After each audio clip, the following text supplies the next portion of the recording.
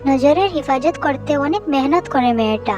ক্লাসে যখন বসে এক চোখ দিয়ে বোর্ড দেখে আর অন্য চোখটাকে গাইরে মাহরাম টিচার দেখা থেকে বাঁচাতে রীতিমতো হাত দিয়ে ঢেকে রাখে। এভাবে এইচএসসি শেষ হলো, অ্যাডমিশন কোচিংয়ে ভর্তি হলো। নিত্য নতুন ভাইয়ারা এসে ক্লাস নেয়। তাদের আটোসাটো পোশাকে আর চোখে নজর পড়লেই তাকানোর রুচি নষ্ট হয়ে যায়। মেয়েটা মনে মনে খুব করে আল্লাহর শুক্রিয়া করে। একদিন নতুন এক ভাইয়া এলেন। পাজামাটা টাকনোর উপর, পরনে ধূসর রঙের পাঞ্জাবি। কারো দিকে তেমন না তাকিয়ে দ্রুত পড়ানোতে চলে গেলেন। Topic organic chemistry.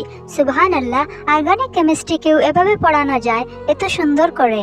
ক্লাস শেষে ভাইয়া আবার ছোট কুইজের আয়োজন করলো। যারা উত্তর দিতে পারছিল টুক করে পকেট থেকে তাদের দিকে চকলেট, ডিল, ক্যাচ তোরা নিয়ে আবার কত হাসাহাসি। তো সবকিছুর জন্যই বোধহয় কোচিং শুরু হওয়ার পর থেকে আজকে প্রথম মেয়েটা ইচ্ছে করে নিজের নজরে খেয়ানাত করলো। একবার চোখ তুলে চোখ নামিয়ে নিতেও ভুলে গেল। গোল লাগা দৃষ্টিতে তাকিয়ে রইল। এমন মানুষকেও না দেখে তাকা যায়?